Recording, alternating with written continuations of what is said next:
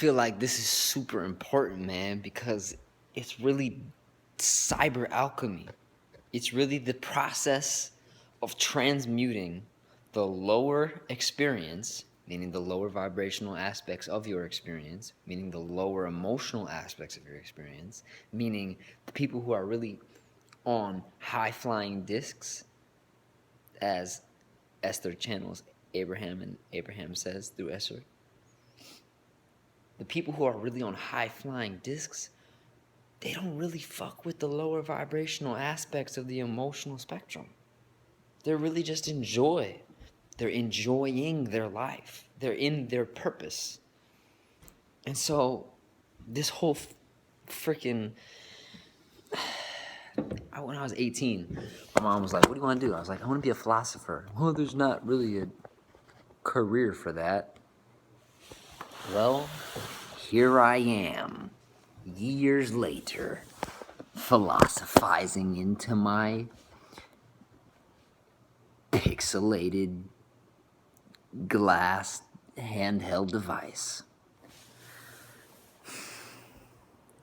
So these people who are not missing out on anything, I feel like are the people who really spin the world around. And they spin the world around for the people who I just can't take myself seriously looking like this. I have an audition where I have to look like a scumbag, basically, so that's why I look like this.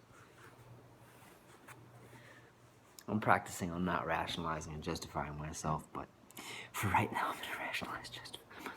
Yeah, so this whole concept of missing out on nothing, it's not, to me, it's not a philosophy. To me, it is the screwdriver toolkit that has been helping me find peace, serenity, and joy in life. And ultimately, yeah, transmuting the lower aspects of my experience into high pitch aspects of my experience, which is really joy, bliss, finding my purpose, being in my purpose every day, waking up and going to bed during that time period, wake up, go to bed, all day being in bliss. Yeah, emotional fluctuation and life throws you things, and some of them are straight fastballs and some of them are curveballs and some of them are sliders and whatnot. But this idea of missing out on nothing, it's like, specifically in the digital world, specifically on social media, not even on the digital world in general, but in digital world in general, meaning websites and blogs and forums and, I mean, essentially a TV it's a digital world. So content streaming into your consciousness from any digital output, meaning it's your input from digital output, meaning it's not organic input. That's a whole nother conversation. But this concept of not missing out on anything essentially implies, well, going back to this kind of core of, if you're tuning in to other people's worlds, so we're talking about social media here. If you're tuning into other people's worlds, meaning their profile, meaning their Facebook, Instagram, Twitter, Snap, Flickr, whatever it is, you're looking at all these images, it's taking up mental space, so it's taking up vibrational space, so it's taking up time, so it's taking up vibrational equity, so it's part of you now. You've spent you on that. If you have a pie chart and you're like, where did I spend time today? Look at that. You got however many hours worth of sleep. You spent this much time on eating food. You spent this much time on doing that. And you spent this much time on... So where is it all spent? And if you spent that much time tuning into other people's worlds, and mind you, I'm a full believer in inspiration. And I feel like the variety of human beings, I feel like in finding our purpose and in finding our color and finding our vibrational frequency, which is our real true expression, the the variety. You look out into the world and people who are celebrity or people who are famous or people who are socially recognized as prominent figures of whatever they do, it's like they're doing them and they're unique. There's nobody else like them. And even if you can't compare them to other people, they're still them. And so they're a channel. So their source, well, source is coming through them, and that's what source looks like on that channel. And so I'm a full believer in gathering inspiration, because I think that's what the variety of people, the variety of colors, the variety of signals, the variety of channels. You go to DirecTV, you go to Dish, whatever, you go to YouTube. There's all types of different content, and not everything is for everybody, but something is for someone. Something is for everybody, basically, meaning there's something for everybody, meaning there's something that you can find that's going to resonate with you, that's going to specifically speak to you. And so even me doing this, it's like, why am I doing this? I don't know what I'm doing. I'm stepping into, I heard a quote one time, it was like, be the change you want to see. And I heard another quote where it was like, that which you are seeking out in the world is you. And so this whole moon theory thing comes, and I'm like, I don't know how to express this. I don't even know what's really wanting to be expressed, but so things are coming to me in pieces and bits and forms and da-da-da.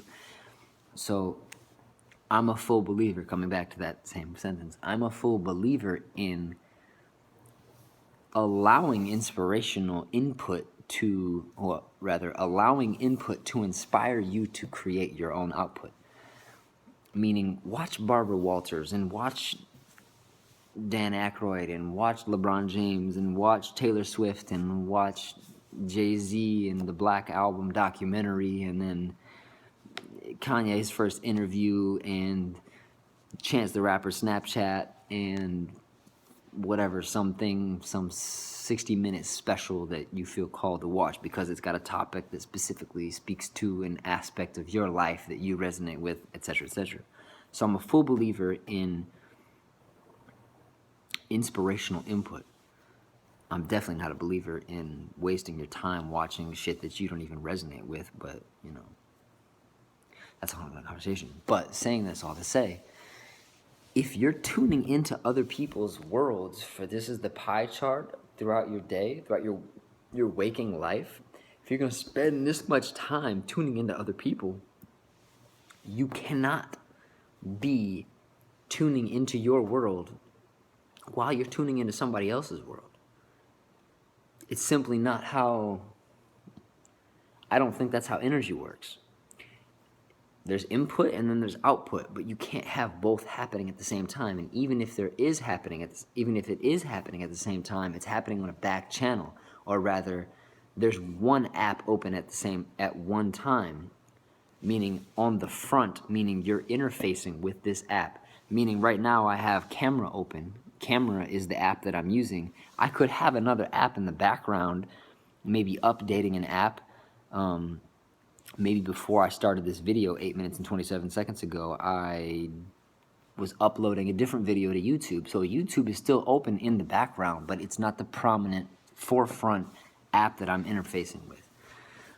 Saying all that to say, in this pie chart of here's sleep, here's food, here's friends, here's you, here's meditation, here's yoga, whatever. So all these different things, it's you only have so much time, and you can't be you while you're watching someone else be them. There are watchers and there are doers. I think it's a really important thing to be mindful of how often you are tuning into others. I just watched this interview with Ed Sheeran. He was talking about basically just tapping out and not even having a phone, and how it sounded like it was healing for him. I haven't watched the entirety of the interview, but it's kind of that same concept. Is you only got so much hard drive space. You only got so much memory. You only have so much time. So what are you going to do with your time? Right now I'm exporting. I'm exporting inspiration, and you're importing inspiration. If you're watching this, you're importing inspiration that I'm exporting. So we're peer-to-peer sharing. I remember playing Game Boy as a kid, and I had this friend who had a Bulbasaur that was like level 70, and he didn't use a Game Shark or rare candies to get to that level.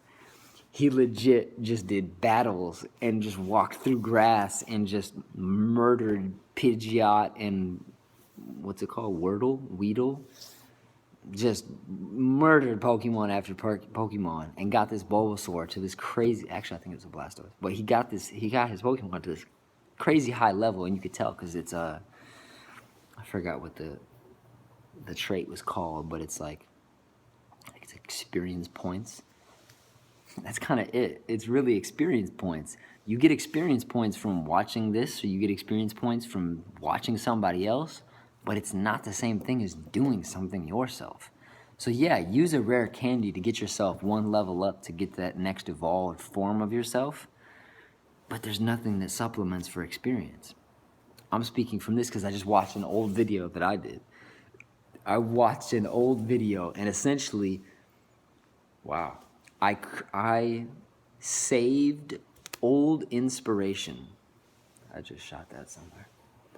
I saved old inspiration, so it was my own export, and now I'm importing my old export, and now exporting my old export that I just recently imported and now reformatted, I guess.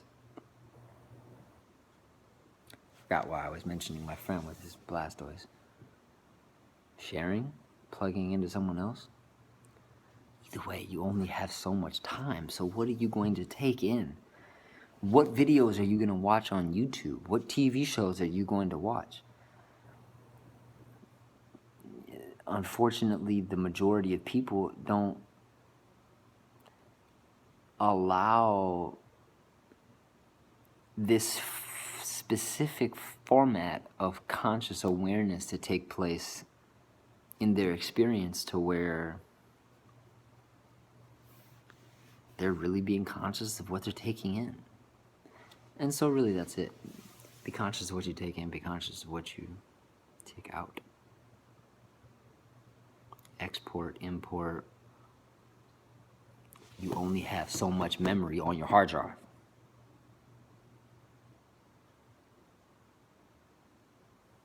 What can be deleted? Do you really need to save that?